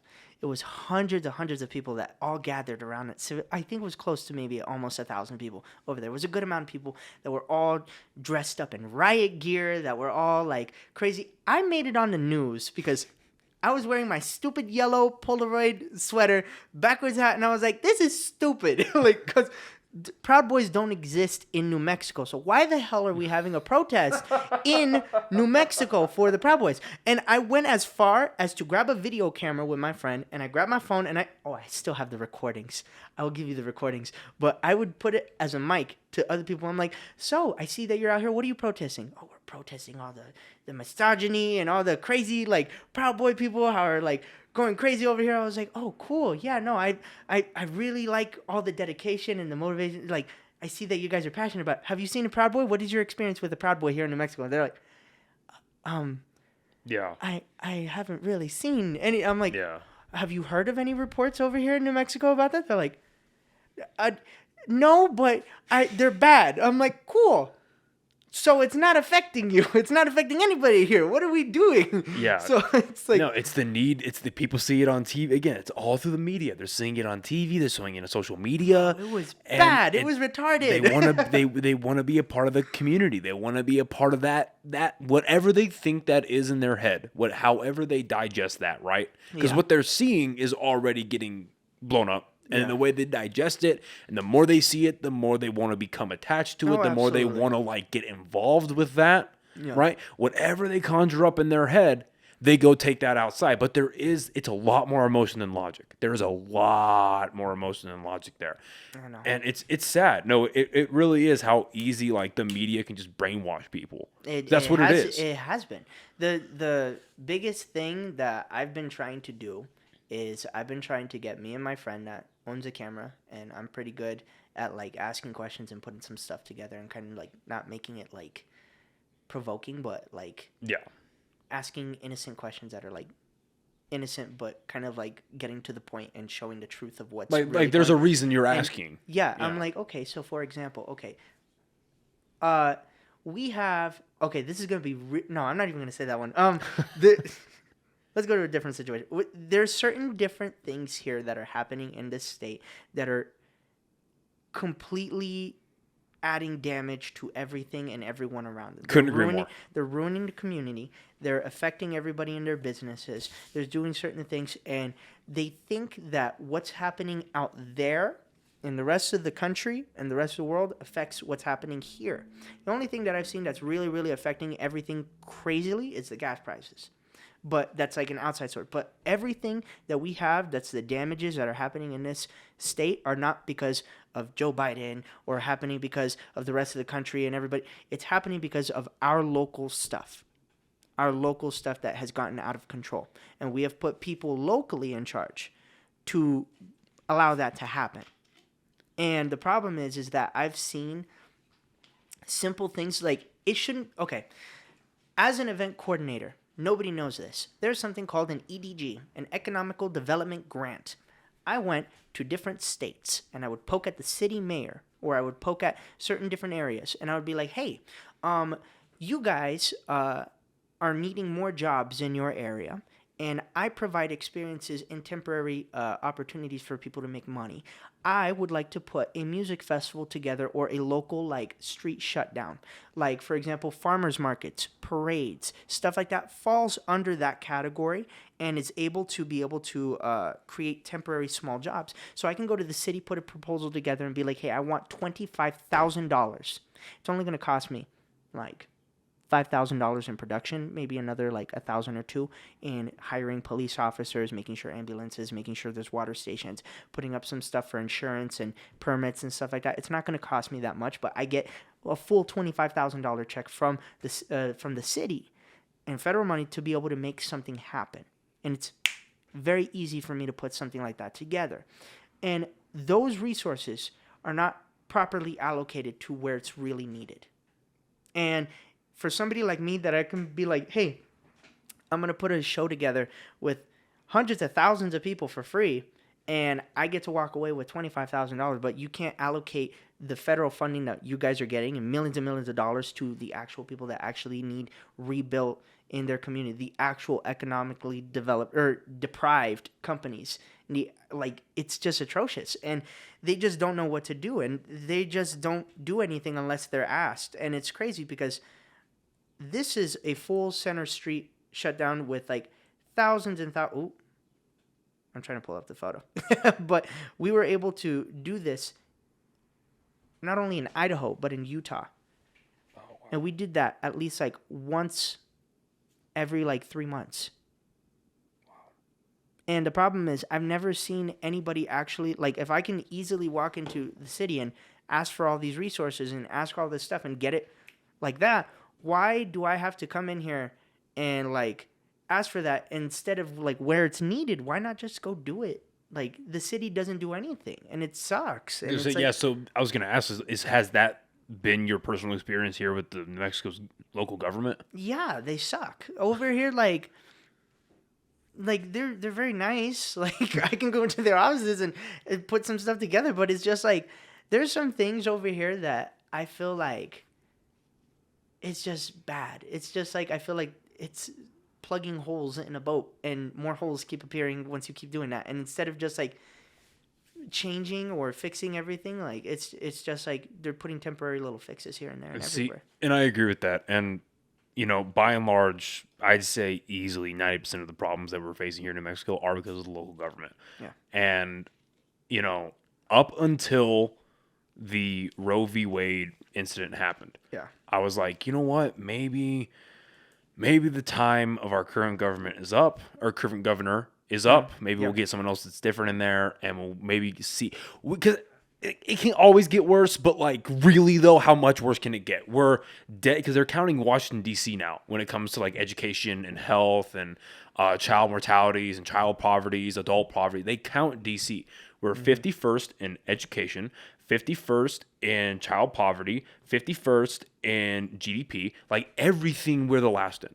Quite literally every fucking category possible. We are beneficial in one way for being at the bottom of the list, though. We are beneficial for testing. We are very, very big for testing because different types of systems can come down here and see what's going on and be like, okay, this is the worst of the worst case scenario. Let's try to see if we can implement some systems. You can find one version of what the government is doing with testing us and using New Mexico as a gerbil in the education system, for example. We have a lot of different types of things that they're trying to change up and do and see what system is best for the students overall in doing like academics across the country and seeing what it is. But since we're the gerbil, we have different types of things that are going on with for example, giving the criteria, giving the textbooks or the work or whatever to these students.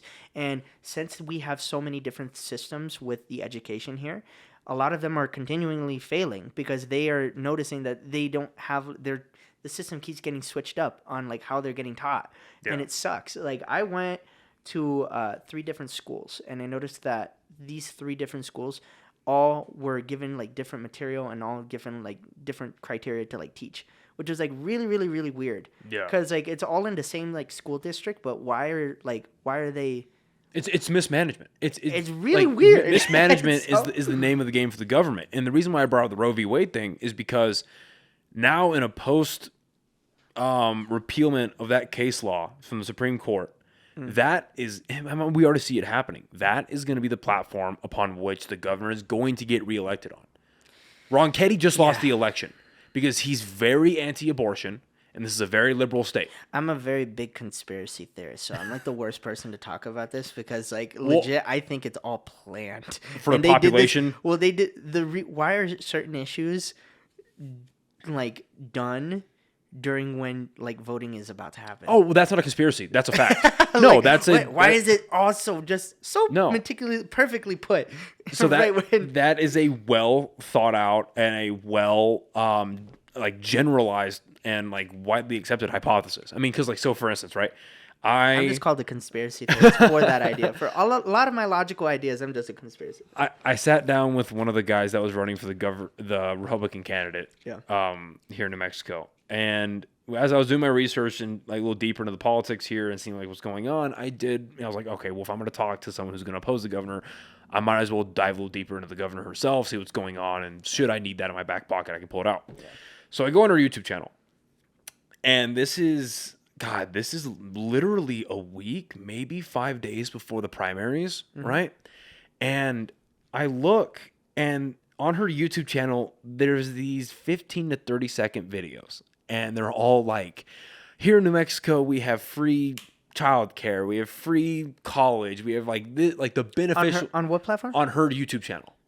And so they have all these things that she's doing for New Mexico, right?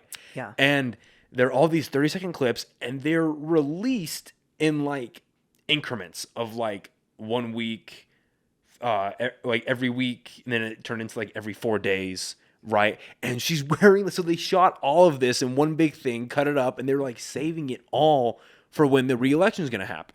Because that's just what politicians do. They roll out all their big plans right before they get reelected. So my point in bringing that up is that's not a conspiracy. That's a fact. They hold everything back until they need to use it.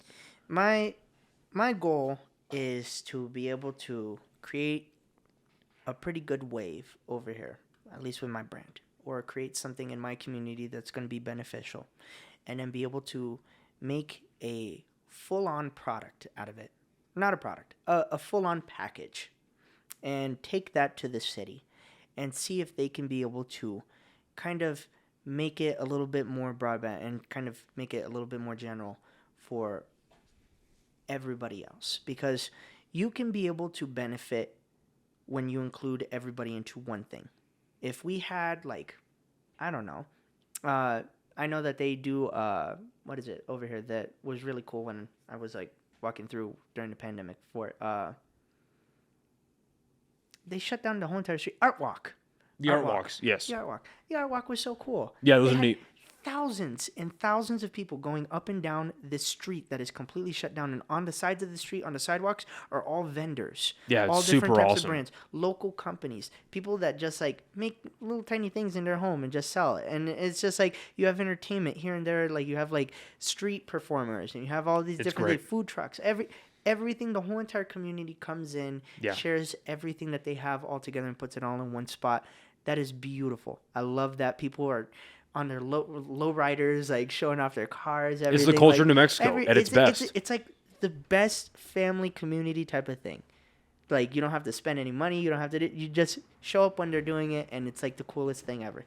Problem is that I want to be able to make that to a level where it's going to be a little bit more like there's more. You can do more. You can be able to bring in some of the biggest companies in New Mexico, like Nusenda. You can be able to bring in New Mexico Bank and Trust. You can be able to bring in like Don Chalmers and all these like different groups. Like we were able to do that in Salt Lake City. We brought in I forgot his name. From Brent Brown, Toyota. We did a Toyota concert series. And we brought in Chris Brown and Kid Ink, and we brought in all these different artists and did like this whole entire thing. And I got to see that whole entire festival get put together by. I think I heard about that actually. It was in Salt Lake City. Yeah, that's ringing a bell. That was many years ago. We put that together, and it was just amazing. It was awesome. We saw like thousands and thousands of people come in, and I would love to see a lot more collaboration like that. Like Somos is good. I want more than just Somos. I want like several of them, because if we have several of them, if we have just one thing that we have to depend on every year, people are gonna be waiting on their hands for a full year for something like that to even happen, and then that's it. If we have several of those that people can be in different seasons, like in the spring, in the summer, in the fall, like in the winter, like we can have different things going on that will be beneficial not only for like the local companies but also for the people of New Mexico, because it sucks right now. There's nothing. Yeah. And people are just they're getting irritated. They're having nothing to do. No, yeah. Trust me, I'm one of them. I agree. So in your experience in, working here in New Mexico, what has been like the solid, like, okay, has been the best way to market to this demographic. This is the best way to pull in those college kids. Do you find that Directly, and it has to be with something that they're already familiar with. So for example, if I go to a fraternity that is well known on campus, I'm going to use that fraternity to help me market and make people show up, because they can get the word out. And then what I usually do, at least for my system, say I got it's going to take investment of time and resources. And you're going to have to risk that your first time. But for example, with me, in my case, I go to a venue, I rent it out, I make everything free. And I market the event. I don't say a name. I don't say, hey, DÄCÖN or this music artist. Or it doesn't matter who is on the bill or who is on the lineup, because it is not about them. It is about the event and the experience. People show up to the experience and they come in droves. They sell out the whole entire experience. And then at the experience, you can be able to brand yourself and be like, look, my name is all over the venue and everything. But that type of stuff, I've been able to see that if you tie something familiar that they already know that's heavy, like for example, look at the United Games. The United Games are nuts. Yeah. I've yet to go to one. I really want to, but they are nuts. People are wearing their stuff. I still see people like today walking around like in like United gear and stuff. They host an event over at a venue all the way in Coors at Electric Playhouse, and I've heard a lot about that place. It's amazing. It is amazing. But back to it, the New Mexico United game brings their watch party over to the Electric Playhouse. I'm talking about this venue gets so overcapacitated that you have thousands of people inside the parking lot trying to get in. Wow. There's already hundreds inside with just watching on all the screens and everything. And it's like that type of thing where if they're familiar with the brand, if they're tied with their community and stuff, this is a very community oriented area. Like if something is born and raised and done here that the people are part of, they're going to support it. Mm-hmm. I love what's going on with what's his name? Timo? I don't know what his name is. But he runs Paletta Bar. And have you heard of Paletta Bar? Oh yeah. I love Paletta Bar. They've grown so much. They're building new locations here and there. Oh yeah, they're popping up left and right. Legit, and I could have sworn I met him about 15 years ago when I was going to high school here, at one of the malls, doing stuff. And so to see that brand go from 15, I don't know, just himself growing a full franchise that's popping up everywhere. Oh my goodness. The other person that I've seen that's gone ballistic crazy, but he's in a different state. His name is Sawyer. He runs this company by the name of Crumble Cookies. And oh yeah, I've heard of them. Bro, his backstory, his stuff is crazy because he started in a very small, Logan, Utah. Logan, Utah, all the way like close to the Idaho border. Like it's like right up there. He started like his cookie company up there, and basically he had like a couple different flavors. And now, you look at their website and you look at their social media, it's verified. Millions of followers. Yeah. He not only has he has like 80 locations in Utah. He has like hundreds of locations that are all over the country. We have one here in Albuquerque, all the way by Cottonwood Mall. Like it's nuts how big like your community can make you like go. And over here, there's just not enough of it. A lot of people don't know what we've had or that has been very valuable in the community. Like for example, you want to talk about music artists that have come out of here. They've had to go to different places to go blow up out of here because they've thought that they couldn't get anything or no support over here. Nobody knows that Malcolm Moore went to school here and did a bunch of stuff here. Nobody knows that Demi Lovato is from Albuquerque. Yeah, I didn't know that. Yeah, there's a lot of different things. They only think that we have the ghettos of Breaking Bad here and Neil Patrick Harris, and that's it. And like, there's so much potential to do stuff here. I'm so proud of this one kid, Cali Soul. Cali Soul is a rapper that is from New Mexico, and he usually hangs out with other rappers over here that are doing very, very well, such as like Rakim and there's just like a whole conglomerate of them that are doing very, very well. And basically, he represented New Mexico on TV with this like competition with Snoop Dogg and Kelly Clarkson. Oh, wow. He was like repping the whole entire like New Mexico stuff, like legit like that type of stuff over here. And what our community needs to do is like look at those types of people and make them skyrocket and make them. I don't know how to bridge that gap yet, but I will here very soon. I'm almost there. I'm working with my college demographic, but I'm trying to like open it up to the city and try to fill out what's going on. But I'm like so close to like figuring it out, because if I can get the community to give that support, no more. Like, we don't need to outsource. We don't need to go anywhere else. We don't need to bring in anybody from outside. We can work with everything that we have here. It's just, I don't know what's going on. Listen, man, I'm excited. I'm happy you're here. Thank you. This is great. This conversation got me very excited. And I can't wait to see what you do. I think this is like the energy and, like I said, the mindset. Like, the mindset that we need in this town is exactly what you're bringing. That it's not a famine, it's a feast. There's a lot of things here. Big feast. There are people here that there's opportunity. Yeah. There are people here that are willing to help you. Just people need to be brought along.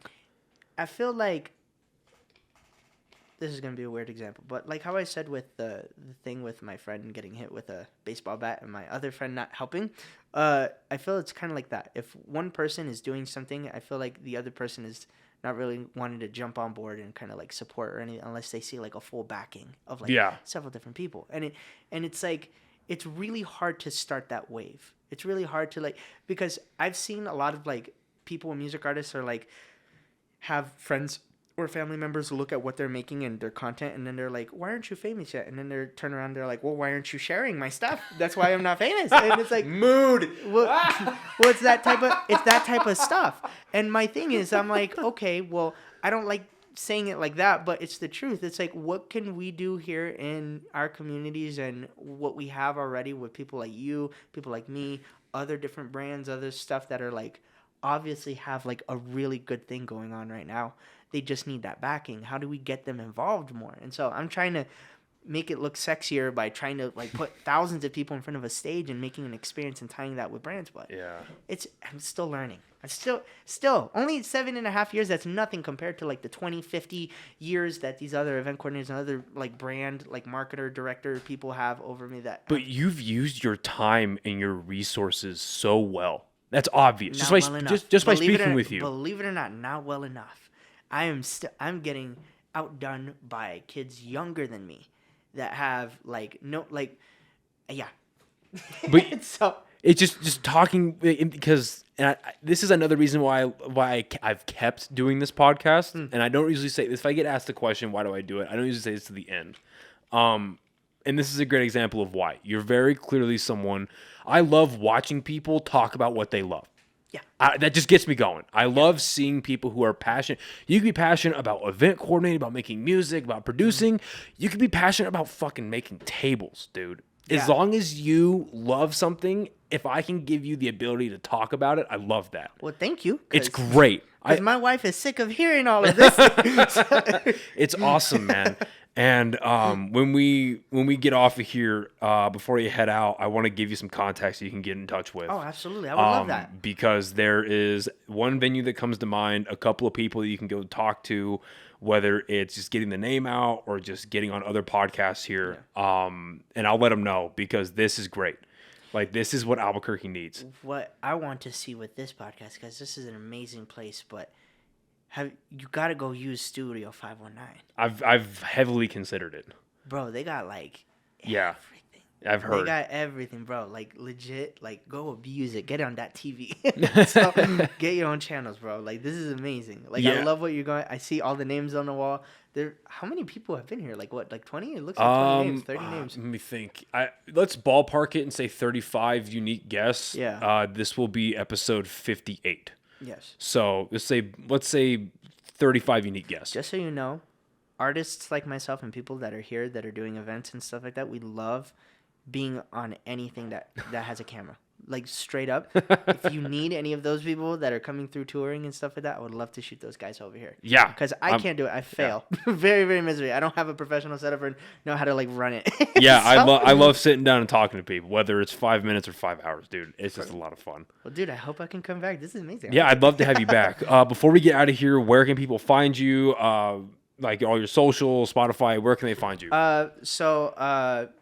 Basically, you can type in DECON, DECON official, and I will pop up. Awesome. You can put that on any platform. I will always pop up. And so, I just got a Twitter. I don't know how it works. Yeah, neither do I. I got it. Like, I hate Twitter. I don't know why I'm, like, even on it again, but I did. Yeah, I'm on everything else. You can find me everywhere else. I am trying to come out with new music. I have a song that I still... it's on SoundCloud, but I'm trying to, like, get it, like, approved and everything. I have a song with, like, T-Pain. I have a song with Sean Paul. I have a song coming out. I'm trying to rebrand and do, like, a lot of, like, R&B, electronic pop, like, trying to dip my toes in country. So yeah, no, that's basically me. So that's awesome, man. Well, again, seriously, thank you for coming by. Thank you so I much. Really for appreciate having me. I really it, appreciate and I can't wait to have you back. Thank you. This has been a blessing, bro. Seriously. I'm gonna bring some pretty cool people to you. I gotta refer some people to you because they're crazy. All right, let's do it. And thank you guys for listening and watching, and we'll catch you next time. Gracias Bye, everybody. Mucho. Bye.